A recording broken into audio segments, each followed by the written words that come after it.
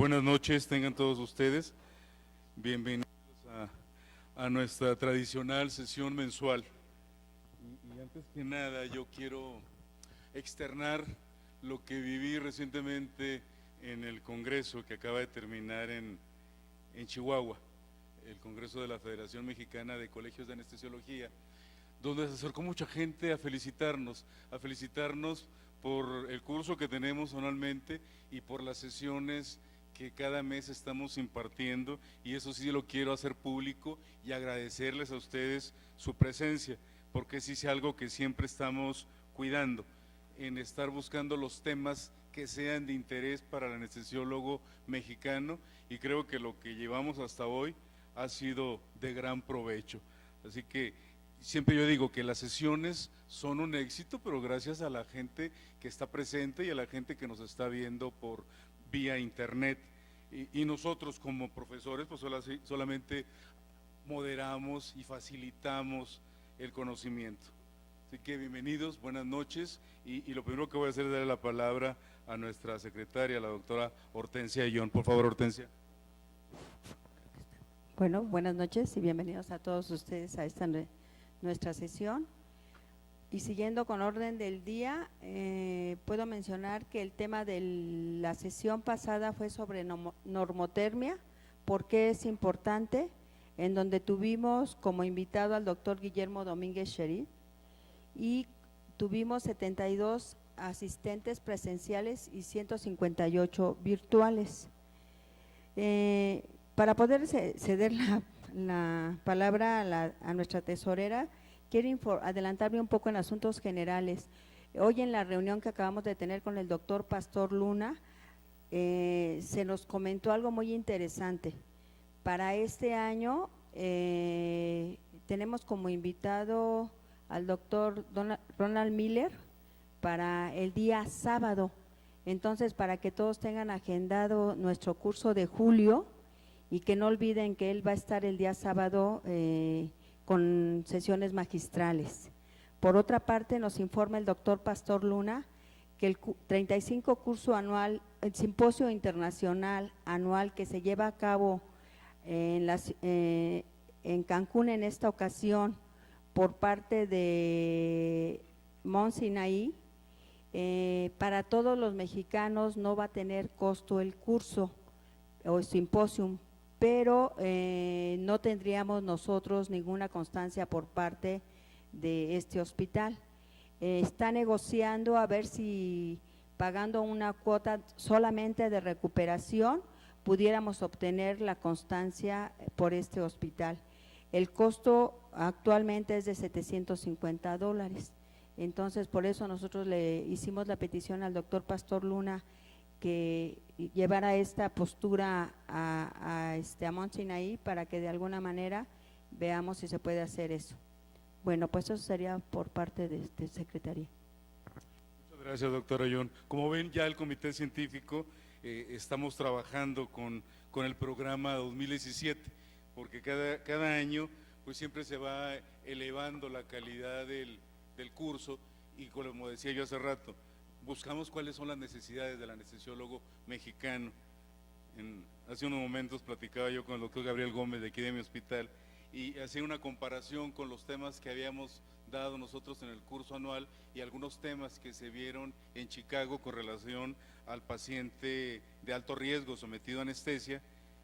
Y finalmente lo que vivimos los anestesiólogos a nivel mundial, todos nos enfrentamos a los mismos problemas y eso nos obliga a buscar soluciones. Como ustedes saben, el curso 2017 lleva como logo el mejorando el pronóstico con una práctica anestésica de excelencia. Ya no basta con que señalemos cuáles son los riesgos. Una vez que ya estratificamos el riesgo, la acción que viene en cada uno de los anestesiólogos es proporcionar las medidas adecuadas para disminuir el riesgo y mejorar el pronóstico.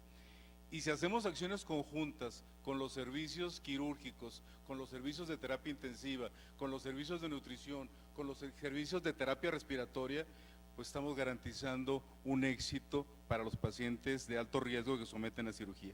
Entonces tengan la certeza que estamos trabajando arduamente en ese programa, y ahora me complace en darle la palabra a la doctora Marilena Rendón, que es de Tesorería y que tiene información importante para cada uno de nosotros. Gracias, doctor Castellanos. Buenas noches a todos.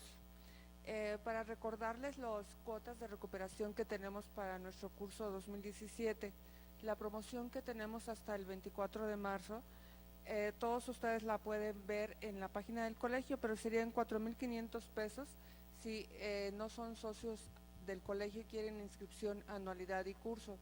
Si ya son socios activos y tienen sus cuotas al corriente, serían 3,800 pesos.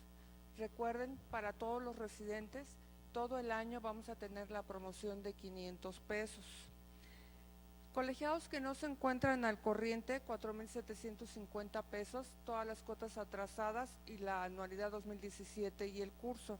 Y para los jubilados tenemos la promoción de 2,500 pesos hasta el 24 de marzo. Asimismo, les recomiendo que visiten la página del colegio. A partir de enero seguramente ya tenemos toda la lista de desayunos y talleres que se van a presentar en este curso. Entonces los desayunos tendrán una cuota hasta el 24 de marzo de 350 pesos. Es conveniente mencionar que todos los desayunos van a tener puntos con fines de recertificación por el Consejo Nacional de Anestesiología. Y los talleres van a costar 800 pesos o 1,000 pesos algunos talleres, dependiendo de dónde sea desarrollado el mismo. Por mi parte es todo, muchas gracias. Muchas gracias, doctora. Como dice la doctora, vamos a tener talleres incluso dentro de los hospitales, para que estemos dentro de quirófano con pacientes, y creo que va a ser muy atractivo este modelo de talleres. Y sí es importante pues que le vean la página para que vean cuáles son nuestras promociones. Ahora en Chihuahua tuvimos la fortuna de que mucha gente ya se inscribió y aprovechó la oferta que estaba proporcionando Tesorería. Muchísimas gracias. Ahora sin más, le voy a dar la palabra a la doctora Gloria Álvarez Bobadilla, quien es la encargada de educación de este colegio, y nos va a hacer la presentación de nuestros ponentes, que a mí me llena de orgullo tenerlos esta noche aquí. Por favor, doctora. Gracias, buenas noches. Realmente el contexto en el que se desempeña el anestesiólogo en su práctica cotidiana nos coloca como expertos en el manejo de la vía aérea, y esto lo hacemos cotidianamente. Sin lugar a dudas, al relacionarnos o compararnos con otros profesionales de la salud, definitivamente no hay excusa para desarrollar esta experiencia. Precisamente fundamentado en ello, el Colegio Mexicano de Anestesiología, a través de la educación médica continua, les trae el día de hoy en la sesión mensual el tema de ventilación mecánica no invasiva en medicina perioperatoria, esperando que el día de hoy logren reunir un bagaje cognitivo que les ayude a mejorar su práctica profesional. Y es un gusto contar con la presencia como coordinador del doctor Luis López, ¿verdad? Él va a coordinar, nos va a ayudar a coordinar, y todos sus invitados, por favor, si gustan pasar aquí al foro. Muchísimas gracias por estar el día de hoy. Recuerden que al final esperamos todas sus preguntas, sus comentarios y observaciones. Gracias. Sí, muchas gracias al colegio, doctor Castellanos, muchas gracias por su amable invitación, y a todos. Para mí es un gusto el tener aquí en compañía de varios de nuestros compañeros este tema que es tan importante. En primer lugar, vamos a tener en ventilación mecánica no invasiva, historia e indicaciones por parte del doctor José Alberto Vargas Rojas, quien es neumólogo, el cual está adscrito al servicio de terapia respiratoria de este hospital. En la segunda parte vamos a hablar un poquito de lo que es un manejo de no invasivos, en particular en CPAP, del médico anestesiólogo en una unidad de hospitalización. Y en tercer lugar va a hablar la doctora Janet Rojas, quien también es médico anestesióloga del Hospital de Especialidades Centro Médico, y el cual nos va a hablar precisamente de algún tema de investigación que se ha hecho en este hospital. Pues sin más preámbulos, vamos a recibir al doctor José Alberto Vargas Rojas, que va a hablar en esta primera parte. Buenas noches a todos, soy el doctor Alberto Vargas, soy internista y neumólogo de formación. El día de hoy trataremos de dar una pincelada de lo que es la ventilación mecánica no invasiva. Prácticamente es un tema muy amplio, un tema apasionante de la neumología y cuidados intensivos, y que ustedes médicos anestesiólogos pueden adoptar puesto que veremos un poco de la historia de la ventilación no invasiva, las principales indicaciones y sobre todo un subgrupo de pacientes que actualmente es muy importante y con muchas comorbilidades, que es el caso de los pacientes con apnea del sueño. La ventilación mecánica no invasiva no es un tema nuevo, realmente ya tiene mucho tiempo, de hecho de sus orígenes es equiparables a la ventilación mecánica invasiva.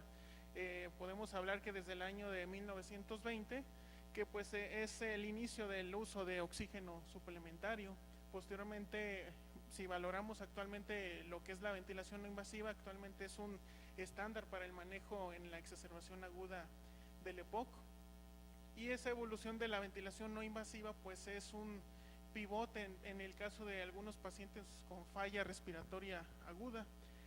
El inicio de la ventilación mecánica pues es el antecedente de lo que fue el pulmón de hierro, una cámara que se utilizó en la epidemia de polio inicialmente en Dinamarca, posteriormente hasta en Estados Unidos, y que era una ventilación pues con presión negativa. El paciente tenía la cabeza de fuera, entonces el ventilador tenía una presión negativa en su interior y eso ocasionaba pues que por un gradiente de presiones pues fluyera aire hacia los pulmones. Se tiene documentado también en los años 50 pues la realización de la traqueostomía en los pacientes crónicos, así como la ventilación con presión positiva. El inicio de la formación de los terapistas respiratorios, así como el uso de oxígeno suplementario y el uso de ventilación con presión positiva en aviación. Posteriormente, en el año 60, se tuvo un mayor entendimiento de lo que era el intercambio gaseoso a nivel pulmonar. En Estados Unidos ya tenía un uso extendido el uso de ventilación con presión positiva. E igualmente la evolución de estos ventiladores volumétricos en los cuales ya se especificaba qué volumen querías administrar y por lo tanto era una ventilación pues más efectiva. Igualmente el inicio de los tubos orotraqueales, la gasometría y la formación de las unidades de cuidados intensivos en Estados Unidos. De hecho empieza el reconocimiento del síndrome de insuficiencia respiratoria agudo como una entidad patológica y el inicio de PIP para el manejo de la hipoxemia en pacientes con SIRA. Para los años 70, pues el entendimiento de la fisiología y patología pulmonar fue creciendo, se usó el inicio del uso del CPAP en neonatos, e igualmente la introducción de la ventilación mecánica invasiva y con muchos nuevos modos. Y obviamente reconocimiento de complicaciones de esta ventilación mecánica invasiva, entre ellos el barotrauma, la inducida por volumen, la teletrauma, etc. En los 80s se inició lo que era el monitoreo respiratorio no invasivo y entre ellos pues el principal era la oximetría de pulso. Se empezaron a realizar estudios clínicos aleatorizados en relación a pacientes con presión positiva y falla respiratoria aguda. Los ventiladores ya iniciaba la computarización de los mismos. Inició el boom de lo que era la apnea del sueño, el inicio del estudio de estos y el tratamiento con ventilación con presión positiva nocturna a nivel nasal. Y igualmente el uso prolongado de esta misma terapia no invasiva.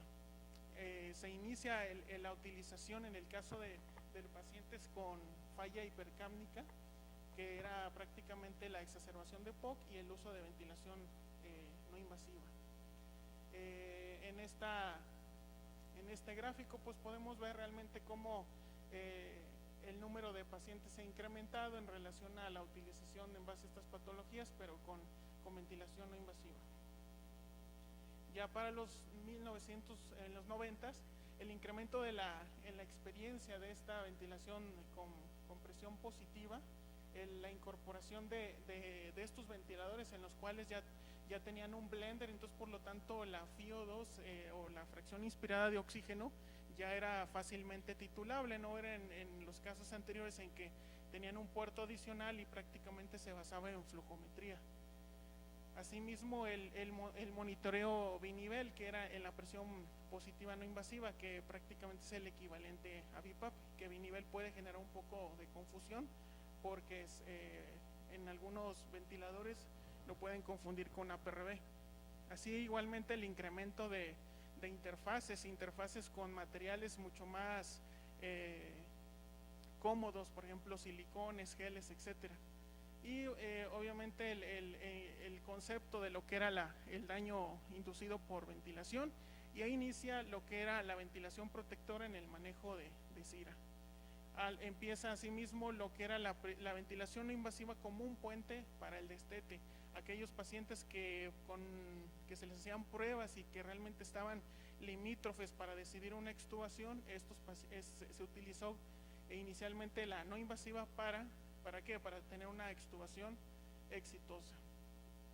Algo que también es reciente y sobre todo a qué se refiere en esta abreviatura que es en inglés, pero se refiere a aquellos pacientes que en algunos países está autorizada la firma de consentimiento de no reanimación o no intubar. Entonces la ventilación no invasiva es un puente para este tipo de pacientes en que tienen el derecho justificado para no tener nada invasivo, pero sin embargo que es una medida para evitar en el caso de pacientes con falla respiratoria, sobre todo la asfixia o el dolor. En los 2000, pues obviamente esta información sigue creciendo.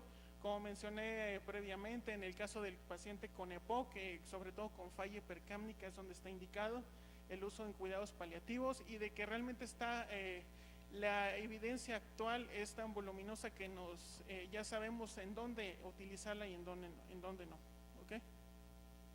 Este prácticamente es el porcentaje de uso en un hospital francés, sobre todo a través de los años, y cómo se ha incrementado pues el uso de ventilación no invasiva. Y realmente la ventilación es útil. Esto ha cambiado a través de los tiempos. En 1977 el editor en jefe del journal, un journal muy conocido de cuidados respiratorios, el Respiratory Care, mencionó que realmente en ese momento, dijo él, el CPAP ya no es una nueva terapia, es solo una mascarilla con presión positiva con correa. Aún más, es anticuada, inhumana e insegura. Un paciente que es suficientemente enfermo para necesitar CPAP es lo suficientemente enfermo para necesitar un tubo endotraqueal. Obviamente esa visión ha cambiado, y eso que lo dijo pues realmente un experto en ese momento en esa área. Empezaremos con las principales indicaciones de lo que es el EPOC, ¿ok? De la ventilación invasiva, y la primera es la exacerbación de EPOC. En una revisión de las famosas de Cochrane, donde ya hace un metaanálisis, se revisa toda la información existente. En este caso aquí se juntaron 14 ensayos clínicos aleatorizados, y la ventilación no invasiva que logró una disminución en el caso de pacientes con intubación, 0.41, o sea que hubo una reducción del 59%, y se necesitaron tratar 4 pacientes con no invasiva para evitar una intubación. Asimismo, hubo una reducción en la mortalidad con un riesgo relativo de 0.52, y se necesitó tratar 10 pacientes para evitar la defunción de uno de estos. Realmente son números muy buenos. Las indicaciones, pues que sea una exacerbación severa, sobre todo una disminución en el pH. ¿Y por qué hipercapnia relativa? Porque estamos muchas veces en el contexto de pacientes con hipercapnia crónica. Entonces, probablemente vamos a tener algunos pacientes que lleguen con un CO2 elevado, pero pues es un CO2, una hipercapnia crónica. Pero cuando ya modifica nuestro pH y estamos en un contexto de cambio de síntomas y datos clínicos, pues sería una indicación. Otra indicación con evidencia alta es el tratamiento del edema pulmonar cardiógeno. Igualmente una revisión con 21 estudios donde se juntaron 1071 pacientes, se evidenció una disminución en el riesgo relativo para intubación, que sería del 57%, y se necesitó tratar 13 pacientes para disminuir una intubación.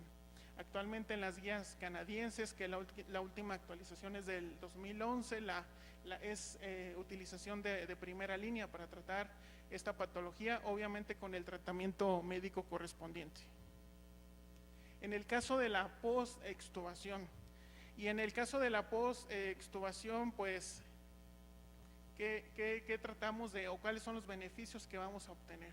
Sobre todo disminución de los días de ventilación mecánica invasiva, sobre todo aquellos pacientes en el que destete o progresión de la ventilación ha sido difícil y que tenemos indicadores de que realmente el paciente se ha quedado atorado por alguna cuestión de su patología de base, podemos hacer el puente de una extubación y utilizar la ventilación no invasiva. Otra es prevenir la falla de la extubación, y lo que se hace usualmente es que extubas al paciente, lo vigilas, si hay algún dato que sugiera de que el paciente va a claudicar, podemos utilizar la no invasiva como rescate, ¿ok? Ha habido varios estudios, uno de ellos por Su y colaboradores, donde se juntaron 406 pacientes. En lo que se hizo fue realizar una prueba de respiración espontánea de 30 minutos.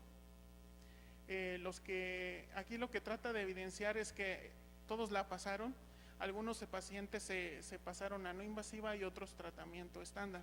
Entonces, ¿qué nos deja este artículo? Que todos pacientes que le hacemos una prueba de respiración espontánea y la pasa, el hecho de utilizar posteriormente no invasiva, en ese caso no muestra ningún beneficio adicional, ¿ok? En el caso de pacientes con extubación fallida, un estudio de Esteban y colaboradores valoró el efecto de la ventilación mecánica no invasiva. Aquí uno de los objetivos fue la mortalidad, y en este caso lo que evidenció que realmente había mucho fracaso en la no invasiva, y el único subgrupo de población era los pacientes con EPOC. Paciente inmunocomprometido es un grupo muy importante y que realmente en el medio hospitalario es muy frecuente. Paciente hematológico, en un paciente que está posterior a quimioterapia, pacientes con enfermedades reumatológicas con inmunosupresión crónica. En este caso, pacientes post-trasplante se benefician ya que se disminuye la intubación y la mortalidad. Igualmente en el paciente hematológico es importante siempre identificar que la falla respiratoria sea de leve a moderada. Usualmente pacientes con falla respiratoria grave y con hipoxemia severa van a terminar la mayoría todos en intubación.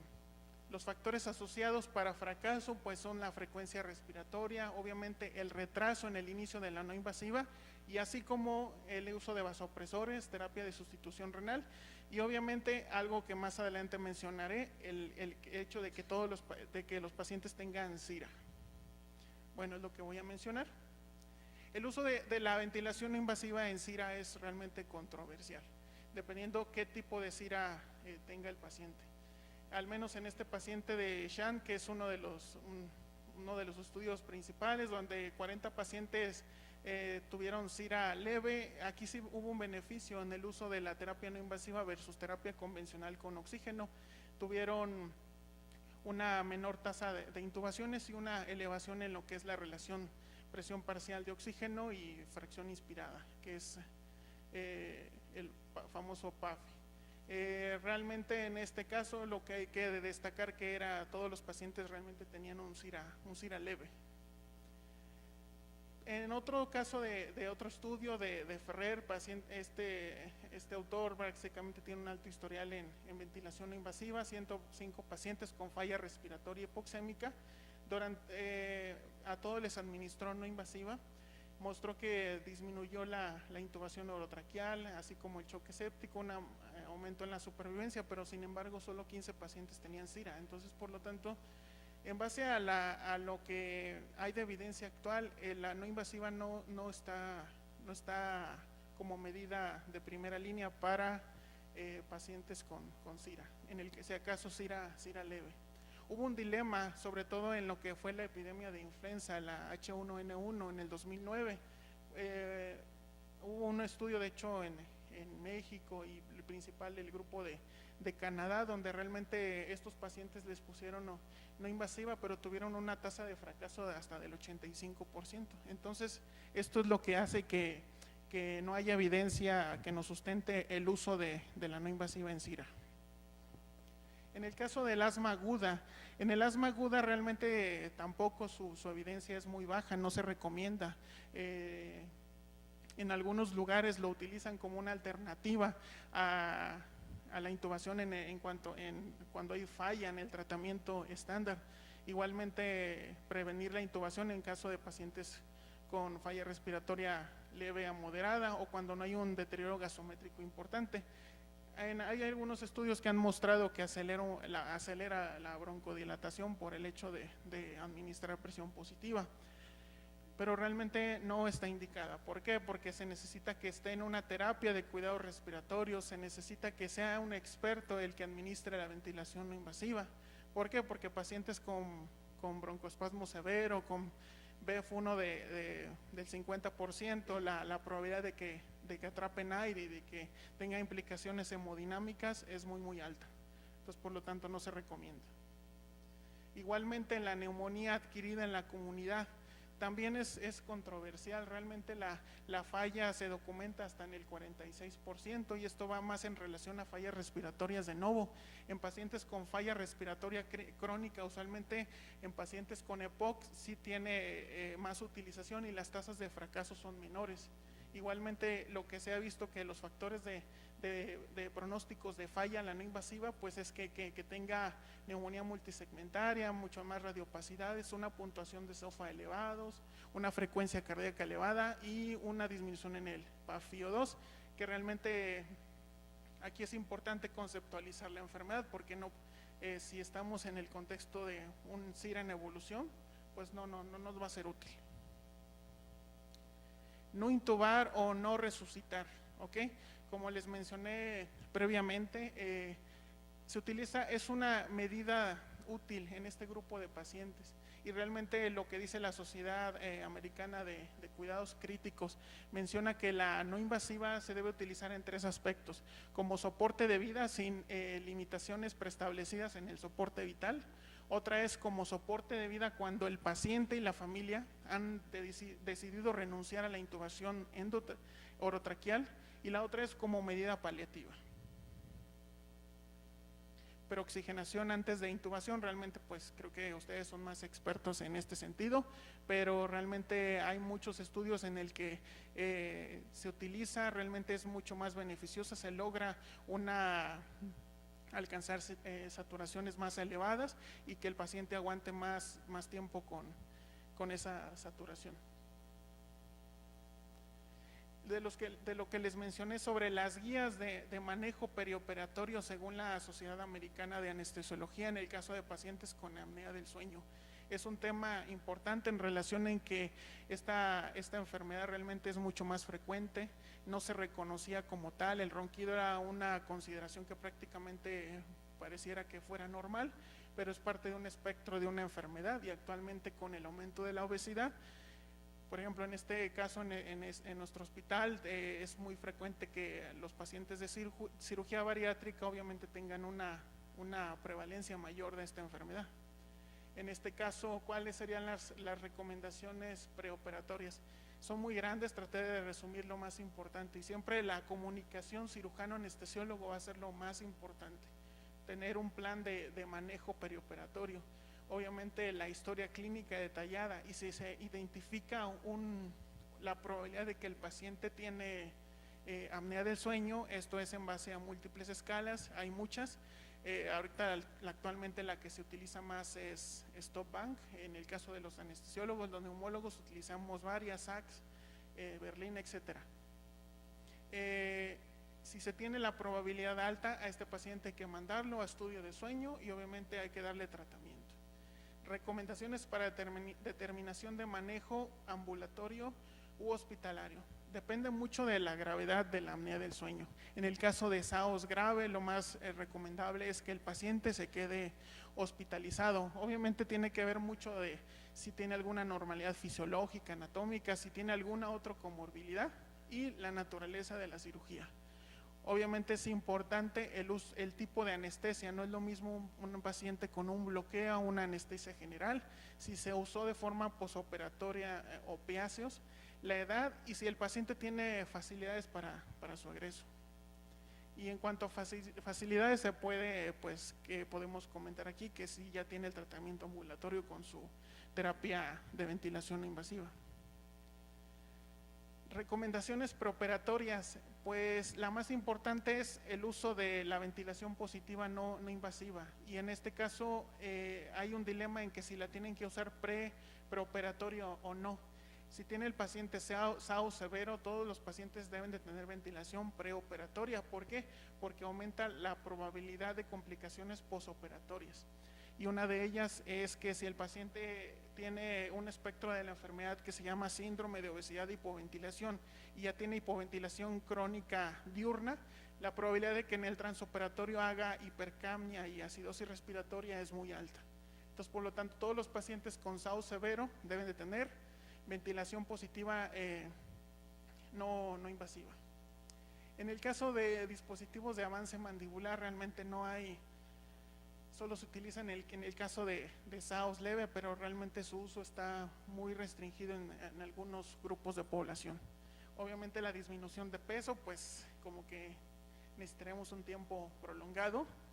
Y en el manejo intraoperatorio, realmente pues ya son cuestiones de anestesiología, qué tipo de anestesia debemos de utilizar para cada paciente, el manejo de la vía aérea obviamente, la monitorización, ustedes tienen oximetría, tienen capnografía, si ustedes detectan un paciente que tiene hipercapnia, que entra preoperatoriamente con hipercapnia, hay que mantener esa hipercapnia, no hay que bajarle demasiado SO2 porque es su estímulo para la respiración, y esto puede ser desde un paciente con síndrome de obesidad de hipoventilación hasta un paciente con EPOC. Entonces, el hecho de hiperventilar a un paciente durante el transoperatorio y dejarlo con una alcalosis metabólica porque él tenía una hipercapnia crónica, la probabilidad de que les haga falla respiratoria post-extubación es muy alta porque están reseteando ese centro de respiratorio y le están quitando su principal estímulo para respirar.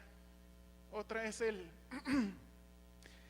uso de anestesia local, un bloqueo periférico, que sería lo ideal, sobre todo en pacientes con esta enfermedad. El uso de CPAP intraoperatorio, totalmente útil, se puede utilizar. El dilema de, por ejemplo, tener una anestesia general con una vía aérea segura o una sedación profunda sin vía aérea segura, pero bueno, ustedes son ahí los expertos. En el manejo posoperatorio, ¿qué es lo importante? Identificar los factores de riesgo de cuando un paciente puede claudicar después de la cirugía. Si es un SAO severo, si utilizaron opioides sistémicos, el procedimiento quirúrgico que se realizó y sobre todo el potencial de apneas en la fase REM del sueño, y esto va en relación al uso de opiáceos.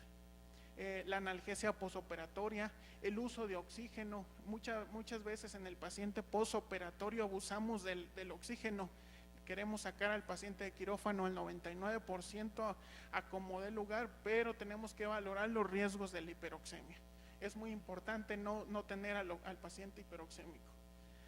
La posición, si es un paciente con SAOS, realmente lo que se ha estudiado más que en el paciente no quirúrgico, la mejor posición es que duermen en decúbito lateral.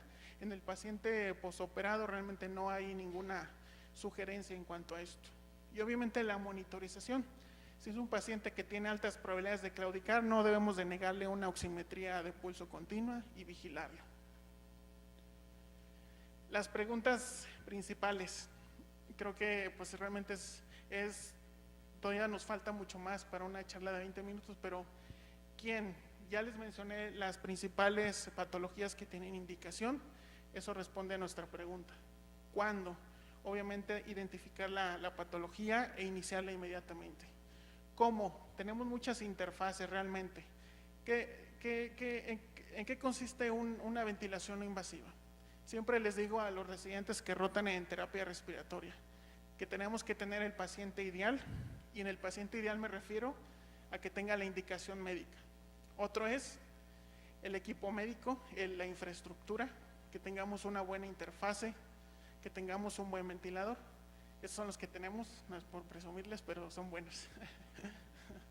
Entonces, Realmente en cuanto a interfaces, realmente hay muchas. Tenemos una total face, tenemos unas que son orales, hay otras que son oronasales, otras son nasales. En el paciente agudo, realmente la que utilizamos total face o la oronasal. En el ambiente ambulatorio crónico domiciliario se puede usar solamente la nasal, y estos casi no se usan, que son los dispositivos helmet, en el que prácticamente está la cabeza totalmente, tiene una válvula tiene un circuito doble y se sella completamente en el cuello.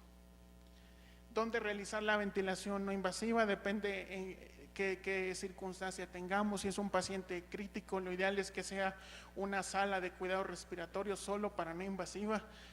Siempre digo que la ventilación no invasiva es algo más grave que la invasiva, porque en la invasiva tienes una vía aérea segura.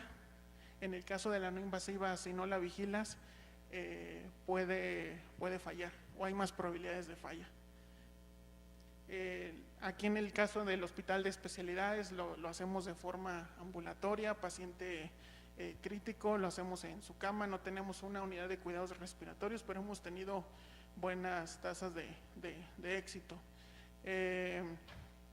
En el caso de la ventilación domiciliaria, pues realmente es en domicilio. Son contextos muy diferentes.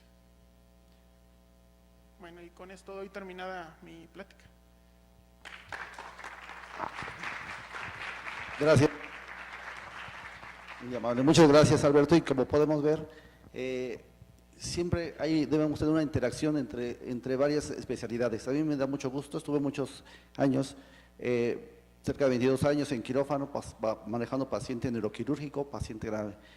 Hoy estoy en la unidad de terapia respiratoria, donde seguimos viendo al paciente y podemos darle más allá de estos cuidados. La siguiente parte es cómo podemos nosotros ya como médicos en el ambiente quirúrgico, en el ambiente hospitalario, cuál sería una de nuestras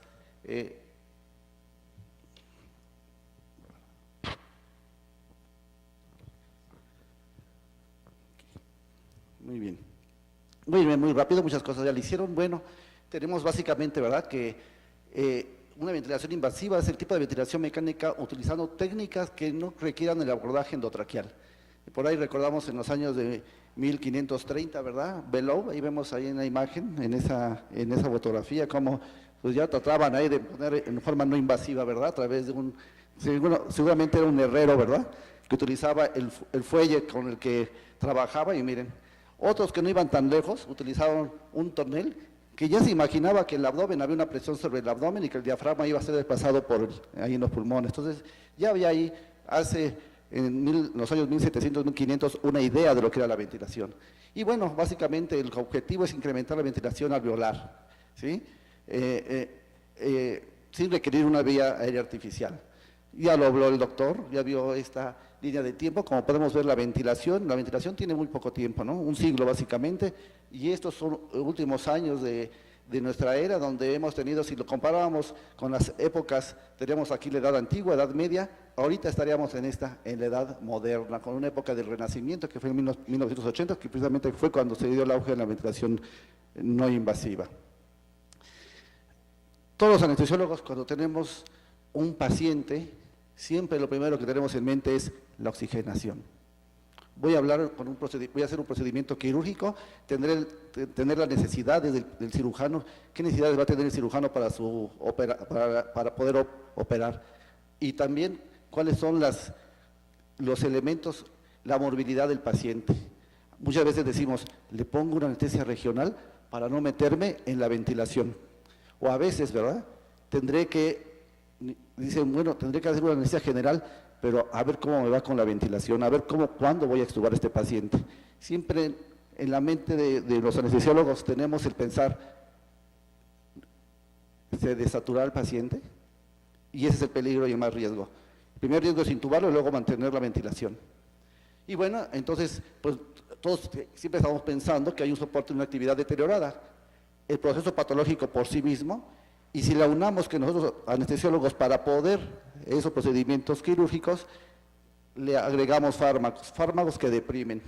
de tal forma que pues, siempre lo que queremos es como objetivo preservar la función ventilatoria autónoma del paciente.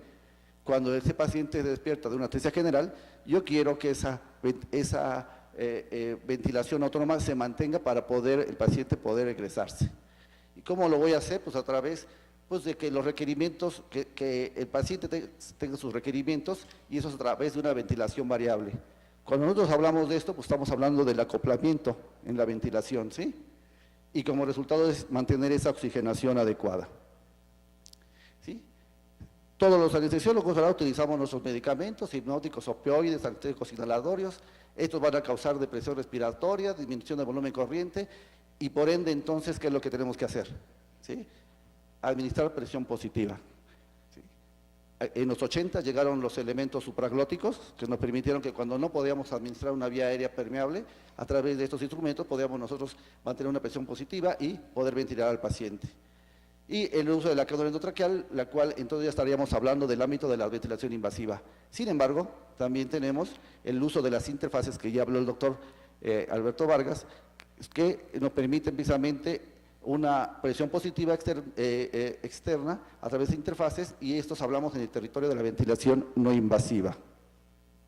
Y bueno, básicamente lo que hacemos, ¿verdad?, es esta presión positiva continua en la vía aérea. Lo que nos va a hacer es que este tenga un flujo superior, que este va a ser mayor del flujo máximo expiratorio, con un aumento del volumen minuto, cuyo objetivo es mantener presurizado el sistema durante todo el ciclo respiratorio. Y bueno, pues la presión positiva continua en la vía aérea, el CPAP, ¿verdad?, lo vamos a tener a través de estos elementos, ¿verdad? Tenemos una fuente de oxígeno, de aire, el cual va a tener un flujo muy alto. Tenemos un reservorio, una mascarilla, una interfase y una resistencia que va a ser a través de una válvula de exhalación con una presión, ¿sí?, al final de la expiración. Y esto nos va a permitir básicamente mantener esa presión positiva, ¿sí? Y bueno, existen desde sistemas de flujo continuo que no usan válvulas complejas, ¿sí?, requieren un gradiente pequeño, ¿sí?, de presión entre los circuitos y la vía aérea. Esto hace que permita que el flujo circule al inicio de la inspiración, ¿sí? Tenemos una bolsa de reservorio que nos permite flujos adicionales de gas, ¿sí?, y esto evita fluctuaciones de la presión en la vía aérea, ¿sí?, y almacena un volumen de gas durante la expiración. Y ese almacén de gas durante la expiración nos va a permitir primero, pues si tenemos un estado apneico, nos da chance de tener una reserva. Y como lo vemos aquí en este ejemplo, ¿verdad?, que básicamente al tener distendido este alveolo, lo que vamos a mejorar básicamente va a ser la relación ventilación-perfusión, ¿sí?, con lo consiguiente aumento de la capacidad residual funcional, ¿sí?, aumento del volumen corriente y por lo tanto también disminución del trabajo respiratorio. El paciente va a decir menos trabajo respiratorio. Y si le unamos que a esos alveolos, al evitarse colapsados, pues nos van a evitar la tendencia de las atelectasias.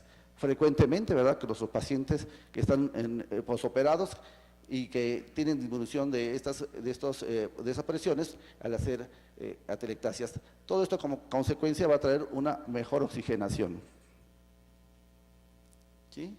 Y bueno, pues básicamente esto es lo que es esa presión positiva, ¿no? Al incrementar la capacidad residual funcional, este incremento de la capacidad residual funcional lo va a traer como consecuencia este reclutamiento alveolar de unidades que se encuentran generalmente colapsadas, ¿sí?, y esto permite mantener los alvéolos abiertos durante toda la ventilación, y esto aumenta el tiempo de intercambio gaseoso, ¿sí?, disminuyendo el cortocircuito intrapulmonar, y esto mejora básicamente la oxigenación. Este es el mecanismo de acción básicamente cuando tenemos estos elementos. Tenemos repercusiones cardiológicas, sí, muy importantes, que también cuando ponemos un equipo de también tenemos que evaluar. Pero uno de los mejores, efectos es básicamente que va a disminuir esa presión positiva, ¿sí?, va a disminuir el retorno venoso, de tal forma que disminuye la precarga del ventrículo derecho, de tal forma que va a disminuir igualmente la poscarga del ventrículo izquierdo, mejorando el gasto cardíaco. Sin embargo, en algunos casos donde no queremos que este gasto cardíaco caiga, pues ahí sí tendríamos una contraindicación para el uso de esta presión positiva.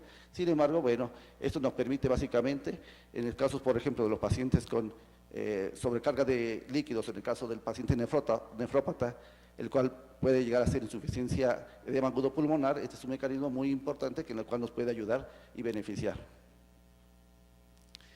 Bueno, fíjese, por ahí hay un artículo desde el año 2000 donde básicamente en CHETS se compara básicamente el uso del CPAP y donde vemos básicamente 3 elementos importantes, ¿sí? Cómo hay un aumento de la presión parcial de oxígeno en nuestros pacientes después del uso del CPAP.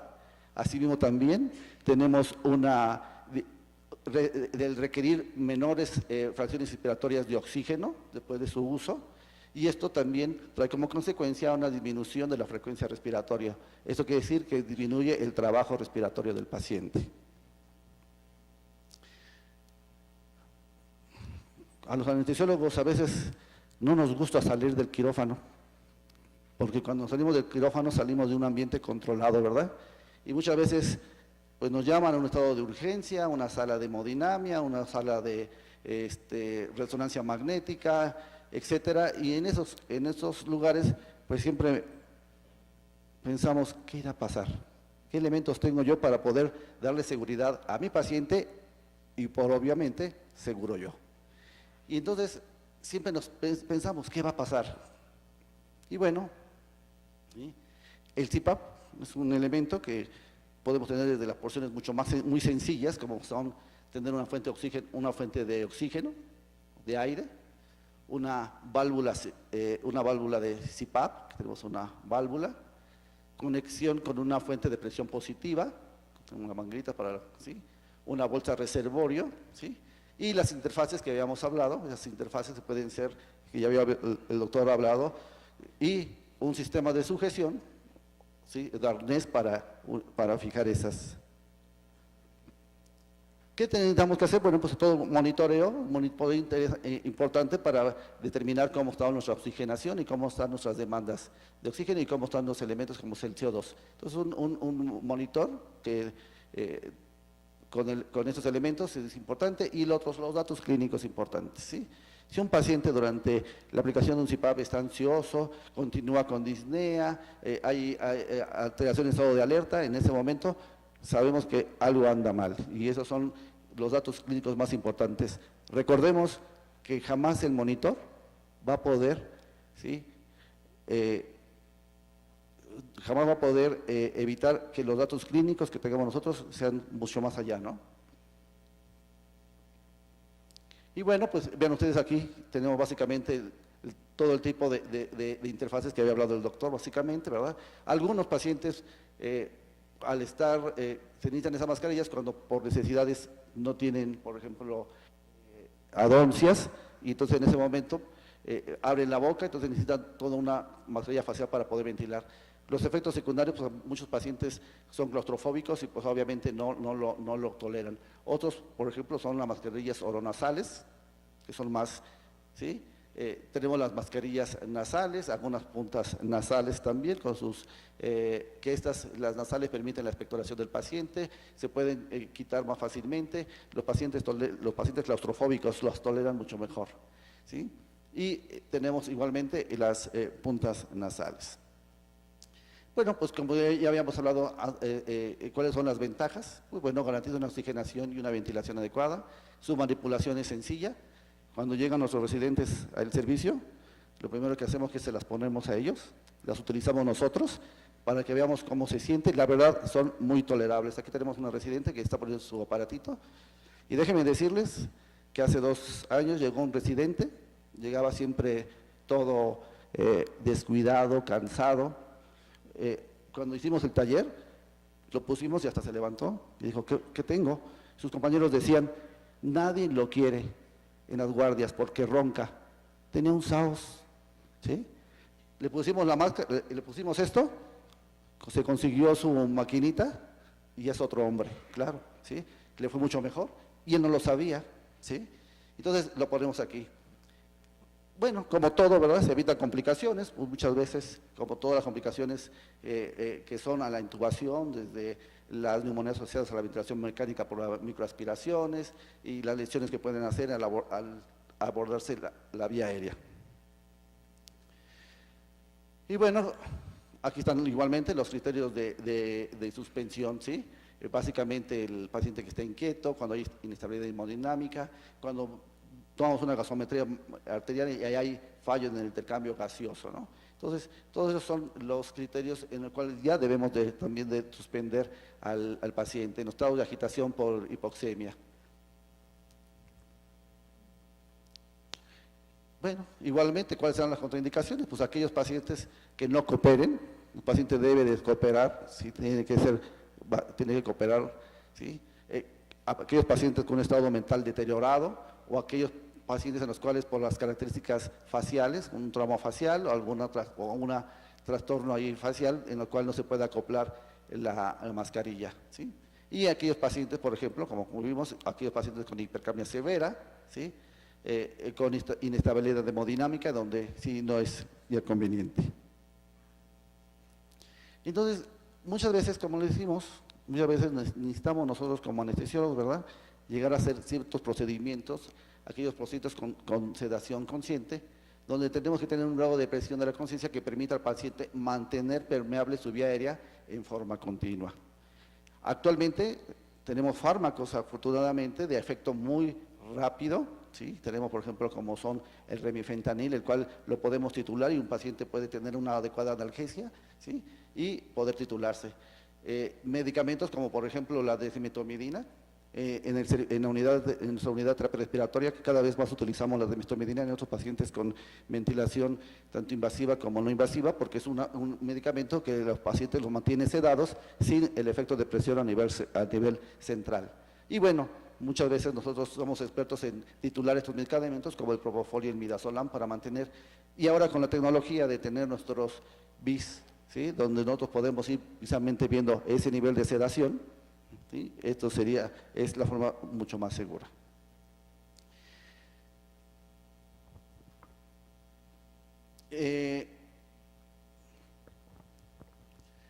Tenemos, por ejemplo, muchas veces que tenemos procedimientos fuera de, por ejemplo, los procedimientos de neurocirugía, en este caso, por ejemplo, la neurocirugía guiada por estereotaxia, donde al paciente, si ustedes lo ven, tiene que estar totalmente cubierto, pero sin embargo el paciente debe estar despierto, ¿sí?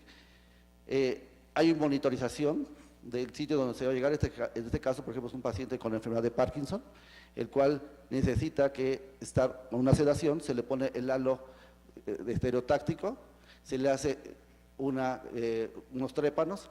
En este momento, antes de ponerse esto, se le pone un CPAP, ¿sí?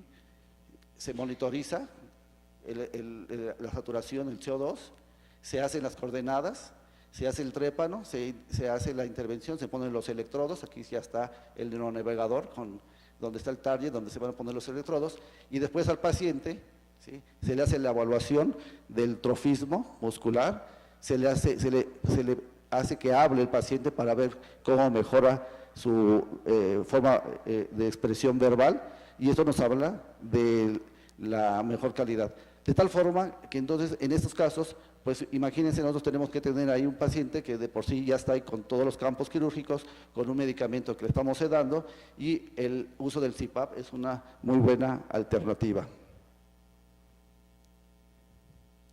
Procedimientos dentro del quirófano, ¿sí? Muchas veces tenemos anestesias regionales. Cuando uno pregunta, bueno, ¿qué voy a hacer? Una anestesia regional. Sin embargo, pues hay procedimientos que duran 30 minutos, 40, 50, el paciente ya se empieza a inquietar, entonces lo estamos sedando, la sedación nos hace que entonces cuidado porque podemos deprimirlo, entonces en este momento podemos utilizar un CPAP donde estamos básicamente mejorando esas condiciones.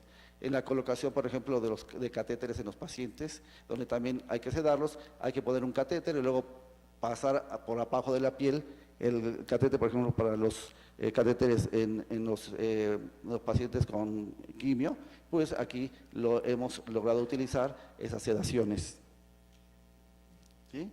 Y aquí tengo, por ejemplo, uno de los artículos de la eficacia del CPAP en el manejo de la hipoxemia posoperatoria, que es lo que había hablado el doctor Vargas. ¿Cuántas veces cuando tenemos un paciente decimos, ¿qué va a pasar en el posoperatorio? ¿Sí? Y más con un paciente que tiene antecedentes como obesidad mórbida, con un SAOS, con un paciente. Entonces, el uso del CPAP pues, es una muy buena alternativa en este caso. ¿Sí? Hace rato hablábamos, por ejemplo, incluso de la propia posición del paciente, un paciente con obesidad, que generalmente se asocian también a SAOS, donde yo le voy a poner igualmente una RAM, ¿sí? Voy a mejorar, ¿sí?, la disminución de la presión intraabdominal, mejora la ventilación, le pongo un CPAP para mejorar, ¿sí?, sus condiciones, y esta es una buena alternativa para los pacientes con alto grado de posibilidades de saturación, ¿sí? Y en este momento dado pues lo podemos utilizar, lo hemos utilizado con buen éxito. En la neurología intervencionista es otro de los sitios donde lo hemos también utilizado. Muchas veces son pacientes que tienen hemorragias subaracnoideas con aneurismas, los cuales se van a hacer el clipaje, y en ese momento entonces lo que podemos hacer, esos pacientes generalmente tienen cefalea, dolor, hay que ponerles analgésicos potentes, a veces un opiáceo, ponerlo también bajo sedación, y en ese momento para hacer el procedimiento endovascular, ya sea la colocación de los COIs, y remodelar ahí el aneurisma. Entonces, en este momento, en este caso, estos pacientes le podemos dar esa sedación. El paciente, igualmente, podemos evaluarlo, es una evaluación neurológica, al estarle preguntando al paciente cómo se encuentra, al poner los inyectores, a poner todos los coitos, es una muy buena alternativa el uso del CPAP. En las salas de hemodinamia, igualmente, también es otra alternativa. Recordemos que los pacientes que llegan igualmente con datos de Angor, llegan con dolor, los cuales hay que hacerles los procedimientos de cateterismo cardíaco, de tal forma que también igual los sedamos, podemos ponerle un CPAP y ir titulando ahí nuestros medicamentos, y este paciente rápidamente puede ser egresado una vez que se ha hecho el procedimiento. A veces son procedimientos que pueden durar desde 35 minutos hasta 2 o 2 horas y media, depende de la complejidad del colocar estos stent cardíacos. Entonces es una posibilidad de poder igual utilizar este tipo de ventilación, ¿sí? Y bueno, pues tenemos también aquí tenemos estudios donde se usa la ventilación no invasiva en los procedimientos endoscópicos, en particular en las broncoscopías, donde se han podido hacer. El doctor Vargas participa también ahí en el hospital haciendo estudios tanto diagnósticos como terapéuticos, y entonces a veces no tenemos las condiciones, lo hacemos en piso con los pacientes allá en su habitación. Entonces, en este momento es una buena forma de poder trabajar. El paciente lo hacemos una sedación, el paciente tiene los reflejos protectores, ¿sí? Hacemos los procedimientos endoscópicos, y el paciente con una anestesia mejoramos las condiciones de la ventilación y la oxigenación, y estas son las posibilidades, ¿sí? Por ahí en el año 1999 hay un artículo, por ejemplo, donde hablan, ¿verdad?, el uso del CPAP en la resucitación cardiopulmonar, donde solamente con el uso del CPAP durante las reanimaciones pueden mejorar la oxigenación y disminuir la hipercapnia. En otros lugares, como por ejemplo en urgencias, donde tenemos que utilizar las cardioversiones, donde hay que sedar al paciente igualmente durante la cardioversión, o aquellas luxaciones de hombro y de cadera, pues también igual podemos usar una sedación y utilizar nuestro CPAP para poder ventilar al paciente en esos procedimientos que sean muy cortos. Es una muy buena alternativa. Como verán, este es el ámbito de la posibilidad del uso de la ventilación del CPAP en algunos procedimientos anestésicos quirúrgicos. Y bueno, pues yo quiero agradecer a estos dos, que son los lugares donde hemos desarrollado mis actividades. Aquí en Centro Médico Nacional, donde tenemos todo tipo de pacientes, y a veces en estos lugares, como es Hospital Ángeles, donde tenemos los recursos. Cuando usamos recursos y pacientes, pues tenemos muchas cosas que demostrar a ustedes. La siguiente parte va a hablar la doctora Janet Rojas sobre un trabajo en este ámbito. Muchas gracias.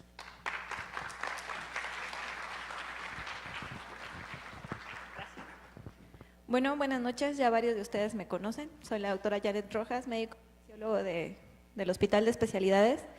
El siguiente trabajo que vamos a presentar fue un trabajo que hicimos conjunto con el Servicio de Terapia Respiratoria, con el apoyo del doctor López, ya que, sí, gracias.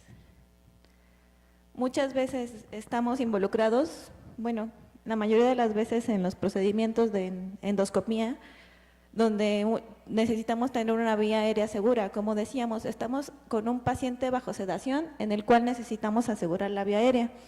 Este estudio es ventilación mecánica no invasiva en pacientes sometidos a procedimientos endoscópicos altos y comparamos presión positiva continua de la vía aérea y presión positiva de la vía aérea de doble nivel. La justificación es debido al compromiso respiratorio que vamos a ejercer con los fármacos que nosotros aplicamos en los procedimientos endoscópicos. Muchas veces nosotros al sedar a los pacientes podemos abatir algunas de sus funciones respiratorias. Sin embargo, lo que nosotros queremos es que cada vez que damos una anestesia sea de una manera segura, para que estemos tanto nosotros proviendo una atención médica de calidad como la seguridad del paciente. Vemos que la ventilación mecánica no invasiva va a ser una herramienta de primera línea, ya que va a reducir las tasas de intubación orotraqueal, así como sus complicaciones, y más en estos procedimientos que son relativamente cortos. Vemos que la ventilación no invasiva va a preservar el automatismo ventilatorio, nos va a permitir actuar en situaciones en las que nosotros inducimos al paciente en un estado de sedación consciente, reduciendo los problemas de hipoxemia, hipercapnia y la fatiga muscular. Vemos que es de gran ayuda cuando se requiere sedación, debido a que en este caso nosotros utilizamos solamente una interfase nasal que nos permitía darle mayor confort al paciente y así como para que se pudiera realizar el estudio de endoscopía. Sin embargo, no existe ningún estudio al respecto, sobre todo que compare los dos tipos de ventilación, CPAP y BiPAP. El objetivo era determinar si NBiPAP provee mayor estabilidad respiratoria y hemodinámica que la ventilación CPAP en pacientes sometidos a procedimientos endoscópicos altos bajo sedación consciente. Fue un estudio experimental, obviamente no se cegó, fueron pacientes sometidos a procedimientos endoscópicos en el Hospital de Especialidades. La muestra fueron un total de 50 pacientes, 25 por grupo, se agregaron 10% por las posibles pérdidas y las variables cualitativas y cuantitativas fueron mediante T-Student y Chi cuadrada respectivamente, y la prueba fue significativa cuando el valor de fue menor a 0.5. Los criterios de inclusión y no inclusión se basaron en las premisas de las indicaciones y contraindicaciones de la ventilación no invasiva, así como se descartaron pacientes con alto riesgo de aspiración y la incapacidad para eliminar secreciones, y el criterio de eliminación fue la intubación endotracal por alguna complicación anestésica o endoscópica en el caso de que se requiriera. Bueno, en este estudio los procedimientos fueron que se monitorizó al paciente con el monitoreo convencional, PANI, oximetría y electrocardiograma, así como índice biespectral, en todos los pacientes que iban a ser sometidos a estudios. Las mediciones se hicieron al ingreso a sala, a los 10 minutos de iniciado el estudio y finalmente al terminar el estudio. La técnica anestésica se homogenizó, se utilizó como narcótico fentanil a 2 microgramos por kilogramo de peso y propofol a 0.5 miligramos por kilogramo de peso durante todo el procedimiento. La ventilación fue para el grupo de BiPAP, se programó con 6 centímetros para la presión inspiratoria, 4 para la expiratoria. Todas las frecuencias fueron fijas a 14 por minuto, el de CPAP fue por una presión continua de 10 centímetros de agua y ambas modalidades fue con una FiO2 al 60%. Las válvulas de seguridad fue que todos los pacientes debían tener una saturación superior al 95%, y en los pacientes que presentaban obstrucción de la vía aérea se utilizarían maniobras manuales como desplazamiento del maxilar inferior. Los resultados, vemos que dentro de las características demográficas no hubo diferencias significativas en cuanto al género, a la edad media en ambos grupos fue alrededor de los 56 años y el peso alrededor de los 70 kilogramos. Del estado de ASA fueron 2 y 3, también fue homogéneo. Y las comorbilidades, la principal fue las hepáticas, por las que se sometían a los diferentes tipos de estudios. Los diagnósticos, predominó varices esofágicas, así como sangrado de tubo digestivo, y de ahí fueron todos los diagnósticos que que se presentaban a los pacientes. Los procedimientos fueron panendoscopías, 20 y 20, que fueron el 50% de los estudios, Hubo dilataciones traqueales, que también no era el propósito del estudio, pero se vio la utilidad de la ventilación no invasiva en este tipo de procedimientos, dilatación esofágica, pilórica y un bloqueo celíaco. Ahora, en cuanto a las diferencias en las variables hemodinámicas, vimos que sí hubo aumento en la saturación, de acuerdo al grupo de BIPAP, así como hubo una disminución en el CO2 expirado, ambas todos para el grupo de BIPAP, todas las diferencias fueron significativas. De la presión arterial media a los 10 minutos y al final, así, y no hubo variaciones en la frecuencia cardíaca. Para el grado de sedación, bueno, hubo un dato interesante, el grupo de BIPAP tuvo una reducción de la tasa de utilización de fentanil, así como que no se requerían que se utilizaran más bolos del narcótico durante el estudio, en el grupo CPAP sí, y el grado de sedación se mantuvo constante en ambos grupos y el Ramsay al final también fue favorable para el grupo de BIPAP. De las conclusiones de este estudio fue que la mascarilla nasal es un instrumento adecuado y útil y seguro para el abordaje de la vía aérea en pacientes sometidos a endoscopías. Además vemos que fue superior el utilizar BIPAP. Repito, de BIPAP casi no hay estudios y menos comparativos en cuanto a la ventilación no invasiva y sobre todo para estos pacientes. Se disminuyó los requerimientos de fármacos y se veía que el acoplamiento al ventilador o hacia las diferentes interfaces para la ventilación era mejor tolerado por el paciente cuando utilizábamos BIPAP y el paciente se encontraba con menor grado de ansiedad al poder acoplar esto. Tampoco fue propósito del estudio, pero al preguntar al paciente al final el grado de confort que sentía por la ventilación con la mascarilla fue satisfactorio para el BIPAP. Y eso es todo.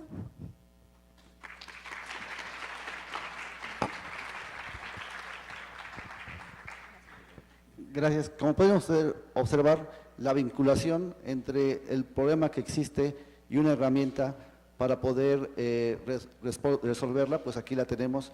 Y pues no sé si ustedes tengan alguna duda que les podamos resolver.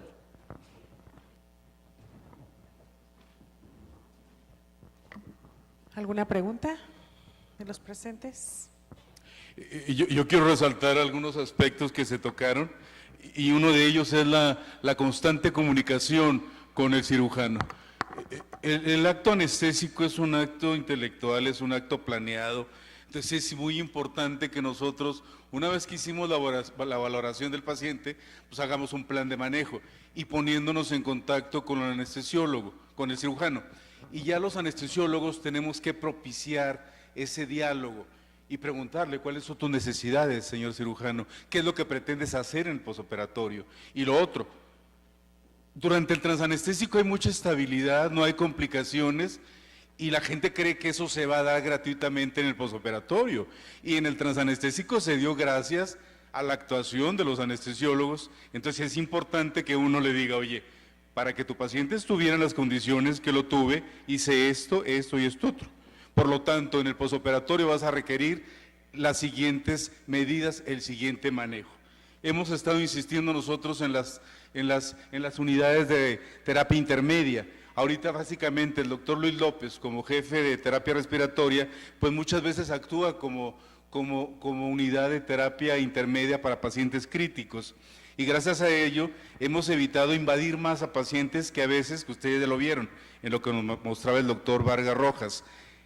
Si yo no invado al paciente, a veces logro disminuir notablemente las tasas de mortalidad y eso es un resultado contundente. Entonces la clave es adiestrarnos en este tipo de maniobras y tener el equipo necesario para aplicarlo. Creo que el doctor Luis López, al tenerlo como anestesiólogo dentro de terapia respiratoria, nos ha permitido mantener toda una continuidad con lo que hacemos en quirófano y los cuidados que se requieren en el posoperatorio.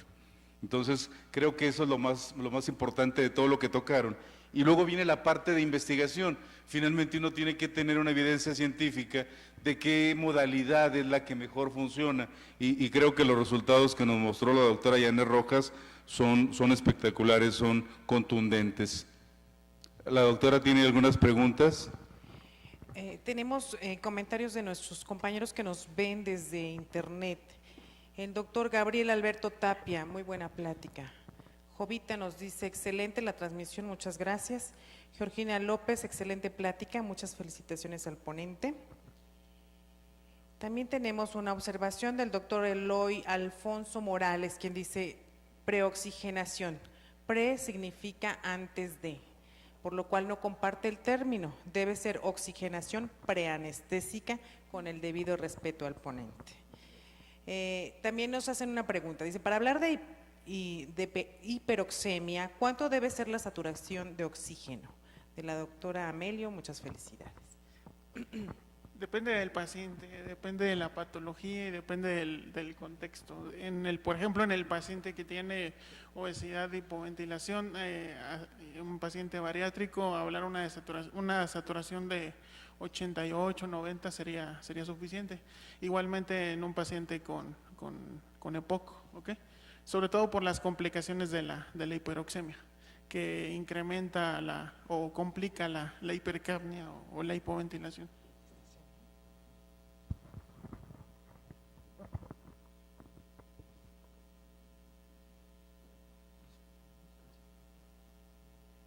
Ok, pues tenemos felicitaciones de la doctora Gina Amelio, del doctor Francisco. Nos quiso hacer una pregunta y solamente capturamos en cirugía de tórax, no acabo de escribirla. Si hay manera de que nos contacte nuevamente y complemente su pregunta, y si alguien de los aquí presentes quiere hacer alguna observación, agregar algo, una pregunta. Pues vamos a darle los reconocimientos primeramente a la doctora Janet Rojas Peñalosa por su excelente presentación y un reconocimiento que espero le dilate sus coronarias. Al doctor Vargas Roja también su reconocimiento y un presente.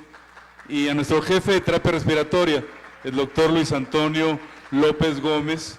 Y tenemos un anuncio muy importante de un curso que creo que es de gran trascendencia para todos los anestesiólogos. Aquí están viendo lo que vamos a tener el próximo mes, están totalmente, ahora sí que invitados, porque vamos a tener varios obsequios y es una sesión lúdica, va a ser una sesión totalmente, ahora sí que para deleitar nuestros sentidos. Doctor, le doy la palabra para que nos presente su curso.